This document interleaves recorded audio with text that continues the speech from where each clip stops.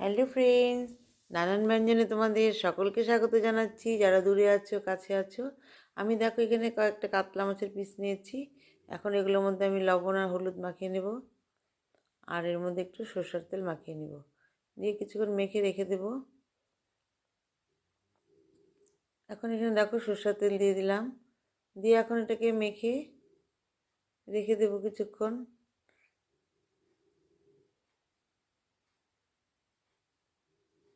এখন ভালো করে দেখো মেখে নিচ্ছি, মাখা হয়ে গেছে। এখন আমি এদিকে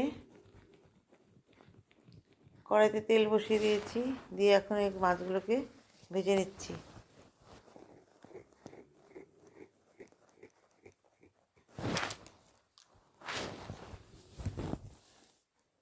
দেখো এক পিস ভাজা হয়ে গেছে, এখন অন্য দিকে উল্টিয়ে দিচ্ছি।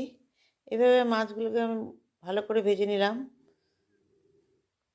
এখন মাছগুলোকে নামিয়ে নিব, কিন্তু এখন এখান থেকে 2 পিস মাছ আমি রেখে দেব ভাজা খাওয়ার জন্য, আর বাকি 4টে পিস আমি রান্না করব। এখন এখানে দেখো আদা আর কাঁচা লঙ্কা নিয়ে নিচ্ছি, এটা পেস্ট করে নেব, টমেটোটা পেস্ট করে নেব, পেঁয়াজটাকেও পেস্ট করে নেব, আর দিয়ে কাজু আর কিশমিশটাকেও পেস্ট করে নেব। এখন কড়াইতে তেল বসিয়ে দিয়েছি, ওগুলো আমার পেস্ট হয়ে গেছে। আমি এখন দেখো একটু অন্য কড়াই নিলাম, কারণ ওই কড়াইতে একটু মাছ ভাজা করব। আর এখন এই যে আমি যেহেতু 4 পিস মাছ রান্না করব, তো সেই জন্য আমি এখানে এই কড়াইতে বসিয়ে দিলাম। এখন এর মধ্যে তেজপাতা, শুকনো লঙ্কা, একটা এলাচ দিয়েছি, আর কালো জিরে আর একটু পেঁয়াজ দিয়ে এখন এটাকে ভেজে নিচ্ছি। এভাবে লাল লাল করে ভেজে নিচ্ছি। এখন এখানে কাঁচা লঙ্কার পেস্টটা দিয়ে দিলাম, কাঁচা লঙ্কা আর আদা এই দুটোর পেস্টটা দিয়ে দিলাম, দিয়ে ভাজা ভাজা হয়ে গেছে। এখন এর মধ্যে পেঁয়াজের পেস্টটা দিয়ে দিলাম, পেঁয়াজের পেস্টটা দিয়ে এখন এর মধ্যে টমেটো পেস্ট দিয়ে দিলাম, দিয়ে এখন ভালো করে মিশিয়ে নিচ্ছি। এভাবে ভালো করে মিশিয়ে নিয়ে এখন এর মধ্যে লবণ আর হলুদ দিয়ে দিলাম। লবণ হলুদটা এখন এই পেঁয়াজের সঙ্গে ভালো করে মিশিয়ে নিচ্ছি, নিয়ে একটু ভাজা ভাজা করে নিচ্ছি।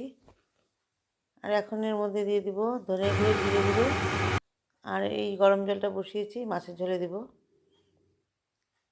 এখন এর মধ্যে দিব ধনে গুঁড়ো, জিরে গুঁড়ো, আর এই যে কাশ্মীরি লাল লঙ্কার গুঁড়ো, কাশ্মীরি লাল লঙ্কার গুঁড়ো দিয়ে এখন এটাকে ভালো করে মিশিয়ে নিব।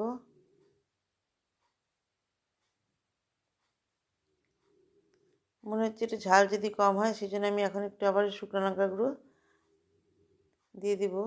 তো এই জন্য এর আগে আমি একটু এখানে কাজু বাদাম আর কিশমিশের এই যে পেস্টটা দিয়ে দিলাম, দিয়ে একটু ভাজা ভাজা করে নিয়েছি। এখন এর মধ্যে শুকনো লঙ্কার একটু গুঁড়ো দিয়ে দিব, শুকনো লঙ্কার গুঁড়ো দিয়ে দিলাম, দিয়ে এখন দেখো এটাকে ভালো করে মিশিয়ে নিচ্ছি, কারণ একটু ঝাল ঝাল না হলে ভালো লাগবে না।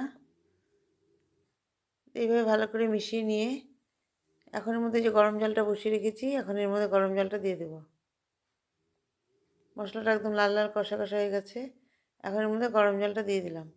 গরম জলটা দিয়ে একটু ভালো করে নিয়ে নিয়ে এখন এর মধ্যে মাছগুলোকে দিয়ে দিচ্ছি। এখন এই 4 পিস মাছ দিয়ে দিলাম, আর 2 পিস ভাজা খাওয়ার জন্য রেখে দিলাম।